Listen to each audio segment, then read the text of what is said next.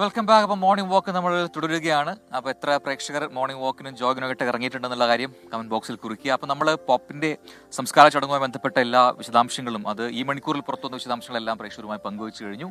ഇനി നമ്മൾ മറ്റു വാർത്തകളിൽ കൂടി നോക്കാം. അതെ, നമുക്ക് നിലമ്പൂരിലേക്ക് പോകാതെ വയ്യ അല്ലെ. നിലമ്പൂരിൽ ഇങ്ങനെ ചൂട് പിടിച്ച് വരികയാണ് കാര്യങ്ങളൊക്കെ തന്നെ. പരസ്പരമുള്ള ആരോപണം പ്രത്യാരോപണങ്ങൾ അതൊരു വശത്ത് നടക്കുന്നുണ്ട്. ഓരോരുത്തരും ഞങ്ങൾ നല്ല രീതിയിൽ സജ്ജമാണ് തെരഞ്ഞെടുപ്പിനെ നേരിടാൻ എന്ന് മുന്നണികളൊക്കെ പറഞ്ഞു കഴിഞ്ഞിരിക്കുന്നു. മറ്റൊരു വാർത്ത ഇപ്പോൾ വരുന്നത് റാഫി കരീം പങ്കുവച്ചൊരു വാർത്തയാണ്. നമുക്ക് അതിലേക്ക് പോകുന്നതാണ് പറയുന്നത്. ഈ ഷൈൻ ടോം ചാക്കോ പ്രതിയായ ലഹരി കേസിൽ കൂടുതൽ പേരുടെ മൊഴിയെടുക്കാൻ പോലീസ് നീങ്ങുന്നു. ഷൈനെ ബൈക്കിൽ മറ്റൊരു ഹോട്ടലെത്തിച്ച യുവാവിന്റെ അടക്കം മൊഴിയെടുക്കും. സംശയാസ്പദമായി ബാങ്ക് ഇടപാടുകൾ നടത്തിയവരോടും വിവരങ്ങൾ തേടും എന്നാണ് ഇപ്പോൾ മനസ്സിലാക്കാൻ കഴിയുന്നത്. റാഫി കരീമാണ് അതിന്റെ വിശദാംശങ്ങളുമായി ചേരുന്നത് കൊച്ചിയിൽ നിന്നും. Okay Rafi, good morning. Rafi, കഴിഞ്ഞ ദിവസമൊക്കെ നമ്മൾ ഷൈൻ ടോം ചാക്കോയുടെ മൊഴി അതിലൂടെ പുറത്തു വന്ന ചില വിവരങ്ങളൊക്കെ ഉണ്ട്. അത് ഏത് രീതിയിലായിരിക്കും അതിൻ്റെ അന്വേഷണം പോവുക പോലീസിൻ്റെ ഭാഗത്തു നിന്ന് എന്നുള്ളൊരു ചോദ്യമുണ്ടായിരുന്നു. അതോടൊപ്പം തന്നെ ഈ ഷൈൻ ടോം ചാക്കോയ്ക്ക് എതിരായ FIR അത് ദുർബലമാണെന്നും അതിൽ ഇനി ഏതെല്ലാം തരത്തിലുള്ള അന്വേഷണം നടത്തണം, ആ കേസ് ശക്തമായില്ലെങ്കിൽ പോലീസിന് കൂടുതൽ അന്വേഷണം നടത്തണമെങ്കിലൊക്കെ തന്നെ, കാരണം FIR റദ്ദാക്കാനുള്ള ഒരു റിക്വസ്റ്റ് പോയിട്ടുണ്ട് ഷൈൻ ടോം ചാക്കോയുടെ ഭാഗത്തു നിന്ന്. നിയമോപദേശം തേടിയതിന് ശേഷമാണ് ഷൈൻ അങ്ങനെ ഒരു നീക്കത്തിന് മുതിരുന്നത്. അപ്പോൾ തീർച്ചയായിട്ടും ഇതിൽ അന്വേഷണം കർശനമാക്കണമെങ്കിൽ, ശക്തമാക്കണമെങ്കിൽ കൂടുതൽ വിവരങ്ങൾ ശേഖരിച്ചേ പറ്റൂ. അപ്പോൾ അത് ഏത് രീതിയിലായിരിക്കും പോവുക? തീർച്ചയായും പഴുതടച്ചൊരു അന്വേഷണമാണ് ഈ തവണ പോലീസ് ഷൈനെതിരെ നടത്തുന്നത്. കാരണം മുൻപൊരു തവണ പോലീസിന് ഷൈനുമായി ബന്ധപ്പെട്ട ലഹരി കേസിൽ വീഴ്ച സംഭവിച്ച് അത് ഷൈനിന് അനുകൂലമായി മാറുന്നൊരു സാഹചര്യം ഉണ്ടായിരുന്നു. ഈ തവണ പോലീസ് ഈ തരത്തിലുള്ള ഒരു റിസ്ക്കും എടുക്കാതെ പഴുതടച്ചൊരു അന്വേഷണത്തിലൂടെ മുന്നോട്ട് പോകാനുള്ള തീരുമാനത്തിൻ്റെ ഭാഗമായാണ് ഇപ്പോഴുണ്ടാകുന്ന നടപടികൾ. നേരത്തെ ഷൈനെ ചോദ്യം ചെയ്യാൻ വിളിപ്പിക്കുകയും അറസ്റ്റ് അടക്കമുള്ള നടപടികളിലേക്ക് പോലീസ് കടക്കില്ല എന്ന് ആദ്യം പറയുകയും പിന്നീട് അറസ്റ്റ് അടക്കമുള്ള കാര്യങ്ങളിലേക്ക് കടക്കുകയും ചെയ്തിരുന്നു. അന്ന് ഷൈനെതിരെ ഇട്ടിരുന്ന FIR അതിലെ വകുപ്പുകൾ ജാമ്യം ലഭിക്കുന്നതായിരുന്നു. എന്നാൽ ആ വകുപ്പുകൾ നിലനിർത്തിക്കൊണ്ട് തന്നെ വിശദമായി ഷൈനിൽ നിന്ന് ലഭിച്ച മൊഴി ഓരോന്നും ഇഴകീറി പരിശോധിച്ച് കൂടുതൽ തെളിവുകൾ ശേഖരിച്ച് വീണ്ടും FIR-ൽ കൂടുതൽ വകുപ്പുകൾ ചേർത്ത് ഷൈനെതിരെയുള്ള കേസിൽ മുന്നോട്ട് പോവുക എന്നുള്ളതായിരുന്നു അന്വേഷണ സംഘത്തിൻ്റെ തീരുമാനം. അതുമായി ബന്ധപ്പെട്ട നടപടികളാണ് അന്വേഷണ സംഘം ഇപ്പോൾ സ്വീകരിച്ചിരിക്കുന്നത്. ഷൈൻ നൽകിയ മൊഴികളിൽ പേരുകളുള്ള ആളുകൾ, ഷൈൻ്റെ സാമ്പത്തിക ഇടപാടുകൾ, ലഹരി കടത്തുമായി ബന്ധപ്പെട്ട്, ലഹരി ഉപയോഗവുമായി ബന്ധപ്പെട്ട് ഷൈനുമായി സഹകരിക്കുന്ന ആളുകൾ, ഇവരുടെ എല്ലാം മൊഴികൾ ശേഖരിച്ച്, ഇവരുടെ എല്ലാം വിവരങ്ങൾ ശേഖരിച്ച് ഈ കേസിലേക്ക് കൂടുതൽ തെളിവുകൾ ആഡ് ചെയ്യുക എന്നുള്ളതാണ് അന്വേഷണ സംഘം ഇപ്പോൾ ചെയ്തത്. ഇതുമായി ബന്ധപ്പെട്ടാണ് ഷൈനെ ഈ ഹോട്ടൽ മുറിയിൽ നിന്ന് മറ്റൊരു ഹോട്ടലിലേക്ക് എത്തിച്ച ആ ബൈക്ക് യാത്രക്കാരൻ, അയാളുടെ മൊഴി രേഖപ്പെടുത്തുന്നത്, ഷൈനെ അന്ന് കാണാൻ എത്തിയ ആളുകളുടെ മൊഴി രേഖപ്പെടുത്തുന്നത്, ആ ദിവസങ്ങളിൽ ഷൈൻ നടത്തിയ സാമ്പത്തിക ഇടപാടുകൾ, അത് ആർക്കെല്ലാമാണ് ഇടപാടുകൾ നടത്തിയത്, അതിൻ്റെ ആവശ്യങ്ങൾ എന്തൊക്കെയായിരുന്നു, ഇത്തരം പരിശോധനകളെല്ലാം നടത്തുന്നത്. പിന്നെ ഷൈൻ നേരത്തെ തന്നെ സമ്മതിച്ചിരുന്നു രാസലഹരി അടക്കം ഉപയോഗിക്കുന്നുണ്ട് എന്നുള്ളത്. ഇതുമായി ബന്ധപ്പെട്ട് ശാസ്ത്രീയ തെളിവുകൾ, അതിൻ്റെ സാമ്പിളുകളെല്ലാം തന്നെ അന്വേഷണ സംഘം ശേഖരിച്ചിരുന്നു. ഈ സാമ്പിളുകൾ പരിശോധന നടത്തി അതിൻ്റെ പരിശോധനാ ഫലം പുറത്തു വരുമ്പോഴേക്കും മറ്റ് സാഹചര്യ തെളിവുകളും മൊഴികളും ഷൈനെതിരെ ശേഖരിച്ച് വിശദമായി പഴുതടച്ച് അന്വേഷണം മുന്നോട്ട് കൊണ്ടുപോവുക എന്നുള്ളതാണ് ഈ പോലീസ് സംഘത്തിൻ്റെ നീക്കം. അതിനിടെയാണ് ഷൈൻ ഈ FIR ക്വാഷ് ചെയ്യുന്നതിന് വേണ്ടി കോടതിയെ സമീപിക്കാൻ ഒരു തീരുമാനത്തിലേക്ക് എത്തുന്നത്. നിയമോപദേശം തേടിയതിനു ശേഷമാണ് ഈ ഷൈൻ്റെ ഇത്തരത്തിലുള്ള നീക്കം. എന്തായാലും പോലീസ് ഇതെല്ലാം തന്നെ മുൻകൂട്ടി കണ്ടുകൊണ്ടായിരിക്കും ഷൈനെതിരെ ജാമ്യം ലഭിക്കുന്ന ഒരു വകുപ്പിട്ട് FIR എടുത്തിരിക്കുക. അത് പോലീസ് അതിൻ്റെയുമായി ബന്ധപ്പെട്ട വീഴ്ചകൾ ഇല്ലാതെ മുന്നോട്ട് പോകാനുള്ള ശ്രമങ്ങളിലായിരിക്കും. എന്തായാലും ഷൈനെതിരെ വിശദമായ അന്വേഷണം നടത്തി കൂടുതൽ തെളിവുകൾ ശേഖരിച്ച് പഴുതടച്ച് മുന്നോട്ട് പോവുകയാണ് അന്വേഷണ സംഘം. റാഫി കരീമാണ് വിശദാംശങ്ങൾ നൽകിയത്. അപ്പോൾ ഷൈൻ ടോം ചാക്കോ ഹോട്ടലിൽ മുറിയെടുത്ത് ലഹരി ഉപയോഗിച്ചു, അതുമായി ബന്ധപ്പെട്ട് മറ്റൊരു കേസുണ്ട്. ഇനിയിപ്പോൾ അതല്ലാതെ നേരത്തെ ആദ്യം വന്നത് പരാതിയാണ്, അത് വിൻസി അലോഷ്യസിന്റെ ഭാഗത്തു നിന്നാണ്. അതുമായി ബന്ധപ്പെട്ട് എന്താണ് അപ്ഡേറ്റ് എന്ന് നോക്കാം. നടി വിൻസി അലോഷ്യസിന്റെ പരാതിയിൽ സൂത്രവാക്യം സിനിമയുടെ ആഭ്യന്തര പരാതി പരിഹാര കമ്മിറ്റിയുടെ അന്വേഷണം തുടരുകയാണ്. ഇന്നലെ ഷൈൻ ടോം ചാക്കോയുടെയും വിൻസി അലോഷ്യസിന്റെയും മൊഴി ICC രേഖപ്പെടുത്തി. ഇരുവരും കൊച്ചിയിലെ പ്രൊഡ്യൂസേഴ്സ് അസോസിയേഷൻ ഓഫീസിലെത്തിയാണ് മൊഴി നൽകിയത്. വരും ദിവസങ്ങളിൽ സിനിമയുടെ അണിയറ പ്രവർത്തകരുടെ മൊഴിയും രേഖപ്പെടുത്തും. ഇതിനുശേഷമാകും അന്തിമ റിപ്പോർട്ട് സമർപ്പിക്കുക. ഫിലിം ചേംബറിന്റെ നേതൃത്വത്തിലുള്ള മോണിറ്ററിംഗ് കമ്മിറ്റിയുടെയും യോഗം ഇന്നലെ കൊച്ചിയിൽ ചേർന്നിരുന്നു. ICCയുടെ അന്തിമ റിപ്പോർട്ടിന് ശേഷമാകും ഫിലിം ചേംബറിന്റെ തുടർ നടപടി. അപ്പൊ എന്തായാലും ICC ആണ് തീരുമാനിക്കേണ്ടത് എത്രമാത്രം ഗൗരവമുണ്ട്. ആ ഗൗരവം അനുസരിച്ച് വേണം അത് പോലീസിലേക്ക് അത് കൈമാറാൻ. പക്ഷേ വിൻസി പറയുന്നത് പോലീസിൽ പരാതി നൽകുന്നില്ല എന്നാണ്. എങ്കിൽ കൂടിയും ICCക്ക് തീരുമാനമെടുക്കാൻ പറ്റും അതിന്റെ ഗൗരവം അത്രമാത്രം ഉണ്ടെങ്കിൽ. അതെ, സിനിമയ്ക്ക് അകത്തുള്ള ഏത് അന്വേഷണത്തോടും താൻ സഹകരിക്കുമെന്ന് തന്നെയാണ് വിൻസി അലോഷ്യസ് പറഞ്ഞിട്ടുള്ളത്. ഇനി നമുക്ക് മറ്റു വാർത്തകളിലേക്ക് പോകാൻ മുമ്പ് ഒരു നല്ല കാഴ്ച കാണിച്ചു തരാം. നേരെ ഒന്ന് അങ്ങോട്ട് നോക്കിയാൽ മതി. ഇത് ഗംഭീരമായിട്ടുണ്ടല്ലേ ചേച്ചി? കാരണം നമ്മൾ കുറച്ച് നേരമായിട്ട് നടന്നു വരുമ്പോൾ ഈ സൗണ്ട് കേൾക്കാം ദൂരെ, quack quack quack quack sound. എങ്ങനെയാ? ഞാൻ ആലോചിക്കായിരുന്നു പ്രജിന് ഇവർക്ക് ഒരു രാവിലെ എഴുന്നേറ്റ ഒരു ഉറക്കച്ചടവോ ഒന്നുമില്ല അല്ലെ? എന്ത് രസമാണ്. നമ്മളെ പോലെയുള്ള സത്യം ഞാൻ പറയാൻ വരുമായിരുന്നു. നമ്മളൊന്ന് റീചാർജ് ആവാൻ എത്ര സമയം എടുക്കും? ഇവരെന്ത് ഹാപ്പി ആയിട്ടാ പോകുന്നതെന്ന് നോക്ക്. എന്താണ് പറയാ, താറാവുകളുടെ ഒരു വലിയ കൂട്ടം തന്നെ ഉണ്ട്.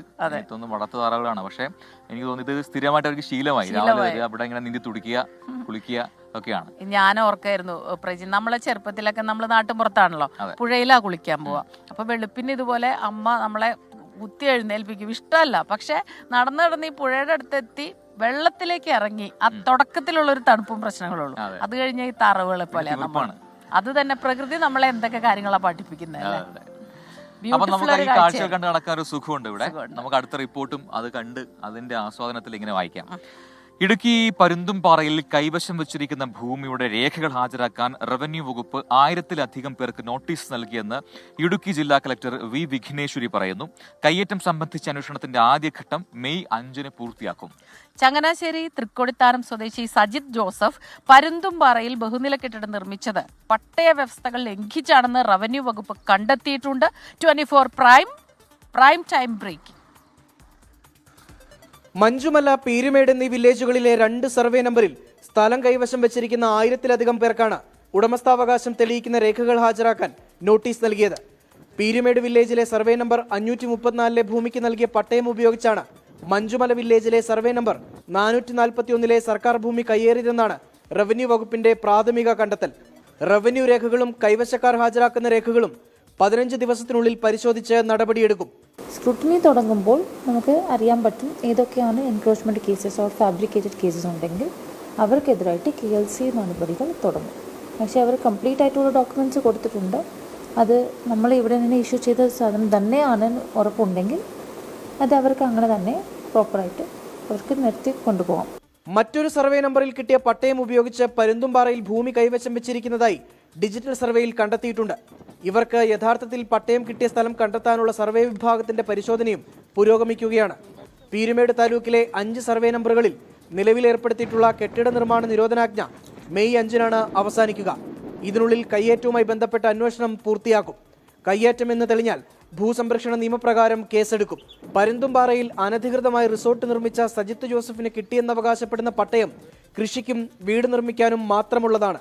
ഇവിടെയാണ് 5 ബഹുനില വാണിജ്യ കെട്ടിടം പണിതിരിക്കുന്നത്. Rahul Vijayan, 24 Idukki. Yes, welcome back. Morning walk തുടരുകയാണ്. നമ്മുടെ കമന്റ് ബോക്സിൽ ഒരുപാട് പ്രേക്ഷകർ കമന്റ് ചെയ്യുന്നുണ്ട്. എല്ലാവരും വീണ്ടും മോർണിംഗ് വാക്ക് തുടങ്ങിയതിന്റെ സന്തോഷം പങ്കുവെക്കുന്നുണ്ട്. എല്ലാവർക്കും സന്തോഷമാണെന്ന് പറയുന്നു. അത് കാണുമ്പോൾ കേൾക്കുമ്പോൾ നമുക്കും വലിയ സന്തോഷം. പരമേശ്വരൻ വാലൂർത്ത് പറയുന്നു, സുപ്രഭാതം പ്രജിനൻ സ്മിത ഇപ്പോൾ ഖത്തറിലുണ്ട് എന്ന് ജയൻ നായർ പറയുന്നു. ഓണത്തിന് വരാൻ പോവുകയാണെന്ന് പറയുന്നു. ദിനേശ് ഹരിപ്പാട് പറയുന്നു, സ്മിത ഞാൻ മുൻപ് പറഞ്ഞതാണ്, ഇന്നാണ് പ്രോഗ്രാം. അതെന്താ ഇന്ന് അവിടെ പ്രോഗ്രാം? ദിനേശ് ഹരിപ്പാട് താഴെയുണ്ട്. ഇന്ന് രാവിലെ 8 മണി മുതൽ ഹരിപ്പാട് സുബ്രഹ്മണ്യ സ്വാമി ക്ഷേത്രത്തിൽ ഓണാട്ടുകര യുവജന സമിതിയുടെ ആഭിമുഖ്യത്തിൽ നടക്കുന്ന പകൽപൂരത്തിൽ ജയറാമേട്ടന്റെ മേളപ്പെരുക്കവും മാനയോട്ടവും ഒക്കെ ഉണ്ടെന്ന് കഴിഞ്ഞ ദിവസം നമ്മളോട് പറഞ്ഞു. 24 സ്വാഗതം എന്നാണ് പറയുന്നത്. എനിക്ക് ദിനേശ് ഹരിപ്പാട് നമ്മുടെ സൈനികനല്ലേ? നമ്മുടെ സൈനികൻ. നീതു ജോർജ് പറയുന്നു, 24 മോർണിംഗ് വാക്കിൽ ബ്രേക്ക് എടുത്തപ്പോൾ ഞാനും സ്റ്റോപ്പ് ആക്കിയതാണ് എന്റെ മോർണിംഗ് വാക്ക് ജോഗിങ് എല്ലാം. Very happy to see you people again. അപ്പൊ സ്റ്റാർട്ട് ചെയ്യല്ലേ? നടപ്പ് നിർത്തണ്ട കേട്ടോ. നമ്മളോടൊക്കെ എപ്പോഴും ഡോക്ടേഴ്സൊക്കെ തന്നെ പറയുന്നത് നമ്മൾ ഈ ജീവിതശൈലി രോഗങ്ങൾ വരാതിരിക്കണമെങ്കിൽ ഈ രാവിലെയുള്ള നടപ്പ് അത് വളരെ നല്ലതാണ്. ഇപ്പൊ രാവിലെ നടക്കുമ്പോൾ മനസ്സിനും നല്ല ആരോഗ്യമാണ്. നമ്മൾ ഈ നടക്കുമ്പോൾ നമുക്ക് അറിയാം അല്ലേ? തീർച്ചയായിട്ടും. എവിടെയാണ് മോർണിംഗ് വാക്ക് ചോദിക്കുന്നുണ്ട് സുരേന്ദ്രകുമാർ. അതൊന്നും പറയണം, നമ്മള് പറഞ്ഞില്ല. അതെ, സീപോർട്ട് എയർപോർട്ട് റോഡിന്റെ സെക്കൻഡ് ഫേസ് ആണ്. അത് ഇതുവരെയും ഉദ്ഘാടനം കഴിഞ്ഞിട്ടില്ല, കമ്മീഷൻ ചെയ്യുന്നേ ഉള്ളൂ. പക്ഷെ അതിലൊരു റീച്ചിൽ ബാക്കിയുണ്ട് പണി. നമ്മൾ മുമ്പ് വന്ന സ്ഥലം തന്നെയാണ്. പക്ഷെ ഇവിടെ എന്ന് വരുമ്പോഴും വളരെ പോസിറ്റീവാണ്, എനർജി അല്ലേ, നല്ല നല്ല കാഴ്ചകളാണ്. അതുകൊണ്ട് തന്നെ ഇവിടെ നടക്കാൻ ഒരു സുഖമാണ്. അപ്പൊ നമുക്ക് അടുത്ത വാർത്തയിലേക്ക് പോയാലോ? എന്നിട്ടും ആകാം ബാക്കി കമന്റുകളൊക്കെ. അപ്പോൾ ആ വാർത്ത കഴിഞ്ഞ ദിവസം ഇന്നലെ തുടങ്ങിയതാണ് സംസ്ഥാന സർക്കാരിന്റെ 4ാം വാർഷികാഘോഷം, അതിന്റെ പരിപാടികളൊക്കെ തന്നെ. സർക്കാർ ഇനി ഒരു വർഷം കൂടി ഉള്ളൂ, അടുത്ത വർഷം ഇലക്ഷനാണ്. അപ്പോൾ എത്ര പെട്ടെന്നാണല്ലേ കാലം പോകുന്നത്. ഞാനും ഇന്നലെ അത് വിചാരിക്കുകയായിരുന്നു, കഴിഞ്ഞ ദിവസം നടന്നതുപോലെയാണ് കഴിഞ്ഞ വാർഷികാഘോഷങ്ങൾ. പക്ഷെ അതിൽ പ്രതിപക്ഷം വലിയ രീതിയിലുള്ള എതിർപ്പ്, അതായത് ഇപ്പോൾ സാമ്പത്തിക പ്രതിസന്ധി കൂടെയൊക്കെ കടന്നു പോകുന്ന കാലത്ത് ഇതുപോലൊരു ചെലവ്, ആഘോഷങ്ങൾ അതൊരു ധൂർത്താണെന്ന് പറയുന്നവരൊക്കെ ഉണ്ട് കേട്ടോ. പക്ഷെ നമ്മൾക്ക് എങ്ങനെയാണ് ഈ വാർഷികാഘോഷം പുരോഗമിക്കുന്നതെന്ന് നോക്കാം. സംസ്ഥാന സർക്കാരിന്റെ 4ാം വാർഷികാഘോഷമായ എന്റെ കേരളം പ്രദർശന വിപണന മേളയ്ക്ക് ഇന്ന് കൽപ്പറ്റയിൽ തിരിതെളിയും. പരിപാടിയുടെ ഭാഗമായി മുഖ്യമന്ത്രി പങ്കെടുക്കുന്ന ജില്ലാതല യോഗം രാവിലെ 10:30 മുതൽ 12:30 വരെ കൽപ്പറ്റ ചന്ദ്രഗിരി ഓഡിറ്റോറിയത്തിലാണ് നടക്കുക. ജില്ലയിലെ വിവിധ മേഖലയിൽ നിന്നുള്ള പ്രത്യേക ക്ഷണിതാക്കളായ 500 വ്യക്തികളുമായി മുഖ്യമന്ത്രി നേരിട്ട് സംവദിക്കും. സുർജിത്ത് അയ്യപ്പത്ത് ചേരുന്നുണ്ട് വിവരങ്ങളുമായി വയനാട്ടിൽ നിന്ന്. Surjit, good morning. സുർജിത്ത്, ഇപ്പോൾ കൽപ്പറ്റയിലെ നമ്മൾ പോയിരുന്ന ഓഡിറ്റോറിയമാണ്, അപ്പോൾ നമുക്കറിയാം അവിടെ അപ്പോൾ 500 പേരുമായി സംവദിക്കും മുഖ്യമന്ത്രി.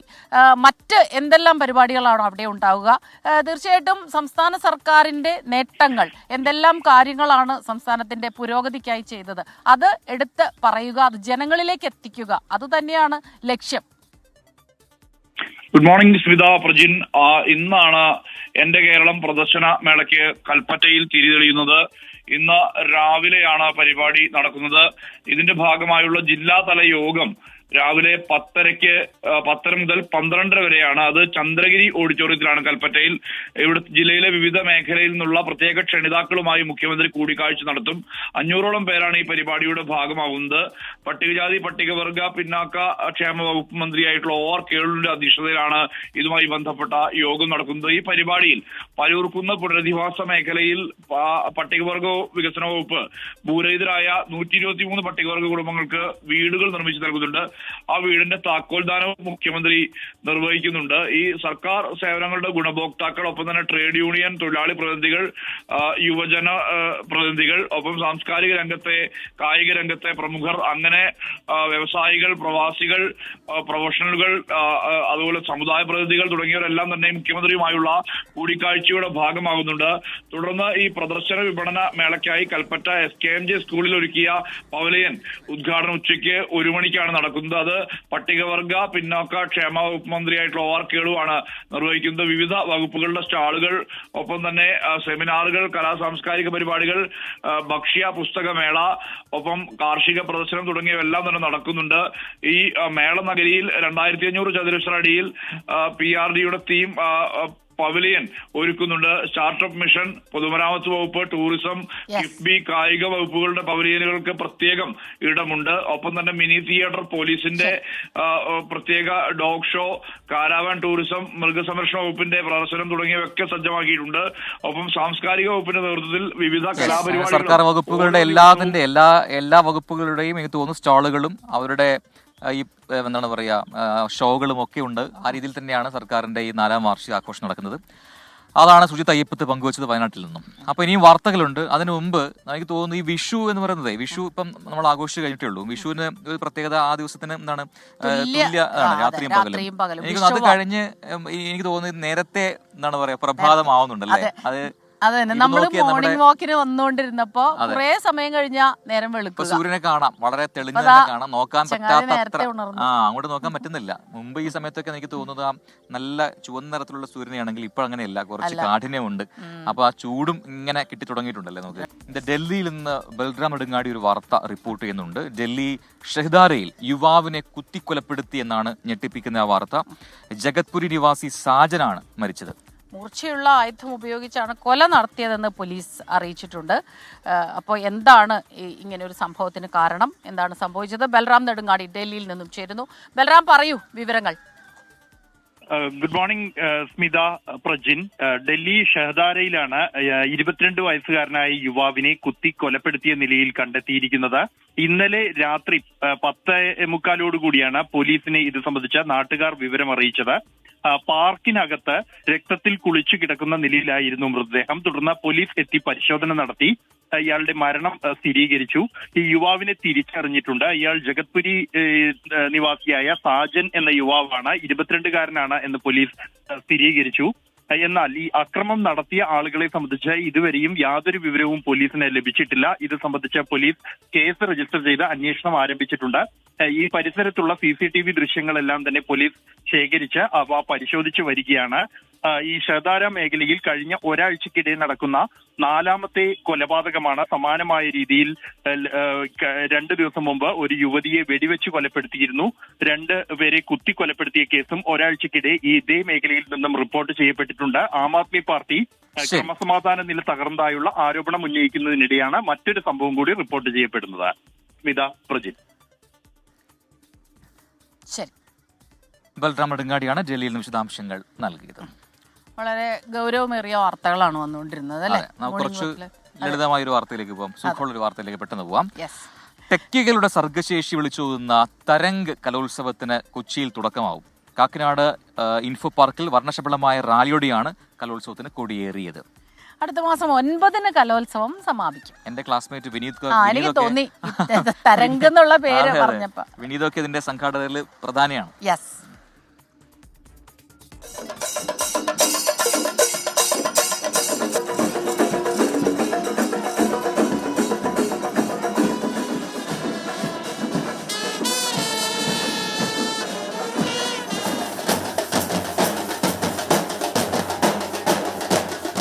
അടുത്ത 3 ആഴ്ച കാക്കനാട് ഇൻഫോ പാർക്ക് ടെക്കികളുടെ കലാവിരുന്നിനാണ് വേദിയാകുന്നത്. IT ജീവനക്കാരുടെ ക്ഷേമ സംഘടനയായ പ്രോഗ്രസീവ് ടെക്കീസും ഇൻഫോ പാർക്കുമായി ചേർന്നാണ് തരംഗ് 3ാം പതിപ്പിന് തുടക്കം കുറിച്ചത്. കലോത്സവം വ്യവസായ മന്ത്രി P. രാജീവ് ഉദ്ഘാടനം ചെയ്തു.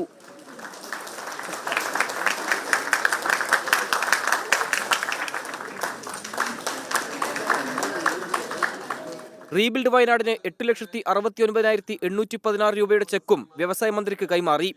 ഉദ്ഘാടന ചടങ്ങിൽ ചലച്ചിത്രതാരം വിനയ് ഫോർട്ട്, ഗായകൻ Hisham Abdul Wahab, info park CEO Sushant Kurunthil എന്നിവർ പങ്കെടുത്തു. 96 ഇനങ്ങളിലായി 6000-ലധികം ടെക്കികൾ വിവിധ മത്സര ഇനങ്ങളിൽ പങ്കെടുക്കും. അവസാന 3 ദിവസങ്ങളിലെ മെഗാ ഓപ്പൺ സ്റ്റേജ് പരിപാടികളോടെ മെയ് 9-ന് തരംഗ് 2025 സമാപിക്കും. 24 കൊച്ചി. ഒരു രാജ്യം ഒരു തെരഞ്ഞെടുപ്പ് ബില്ല് പരിഗണിക്കുന്ന സംയുക്ത പാർലമെന്ററി സമിതി ഇന്ന് യോഗം ചേരും. രാവിലെ 10 മണി മുതൽ വൈകിട്ട് 5 മണി വരെയാണ് യോഗം. സുപ്രീം കോടതി മുൻ ജഡ്ജി ജസ്റ്റിസ് ഹേമന്ത് ഗുപ്ത, ജമ്മുകശ്മീർ ഹൈക്കോടതി മുൻ ചീഫ് ജസ്റ്റിസ് SN ഝാ, മുൻ സുപ്രീം കോടതി ജഡ്ജിയും 21ാമത് ലോ കമ്മീഷൻ ചെയർമാനുമായ ഡോക്ടർ ജസ്റ്റിസ് BS ചൗഹാൻ, രാജ്യസഭാംഗവും മുതിർന്ന അഭിഭാഷകനുമായ അഭിഷേക് മനു സിംഗ്വി തുടങ്ങിയവരുടെ അഭിപ്രായങ്ങൾ സമിതി ഇന്ന് കേൾക്കും. സമിതിയുടെ 6ാമത്തെ യോഗമാണ് ഇന്ന് ചേരുന്നത്.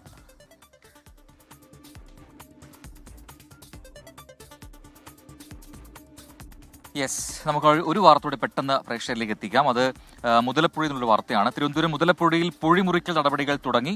ഇന്നലെയാണ് പൊഴിമുറിക്കൽ തുടങ്ങിയത്. ഇന്ന് രാവിലെയോടെ കൂടുതൽ ജോലിക്കാരെ എത്തിച്ച് പൊഴിമുറിക്കൽ വേഗത്തിലാക്കും. സമരസമിതിയും ഡ്രഡ്ജിലെത്തിക്കുന്ന കരാർ കമ്പനിയും തമ്മിൽ നടത്തിയ ചർച്ചയ്ക്ക് പിന്നാലെയാണ് ഈ പൊഴിമുറിക്കുന്നതിൽ ഒരു തീരുമാനമായത്. 3 മീറ്റർ ആഴത്തിലും 13 മീറ്റർ വീതിയിലുമാണ് ഈ പൊഴിമുറിക്കുക. IPL ഇന്ന് ലഖ്നൌ ഡൽഹി പോരാട്ടം. രാത്രി 7:30 ലഖ്നൌവിന്റെ മൈതാനത്താണ് മത്സരം നടക്കുക. ഇത്തവണത്തെ IPL-ൽ ഇതുവരെയുള്ളതിൽ ഏറ്റവും മികച്ച മത്സരം എന്ന് പോലും വിശേഷിപ്പിക്കാം മാർച്ച് 24-ന് നടന്ന Delhi Capitals Lucknow Super Giants പോരാട്ടത്തെ. ട്വിസ്റ്റുകൾ ഏറെ കണ്ട കളിയിൽ 1 വിക്കറ്റിനായിരുന്നു ഡൽഹിയുടെ അവിശ്വസനീയ ജയം.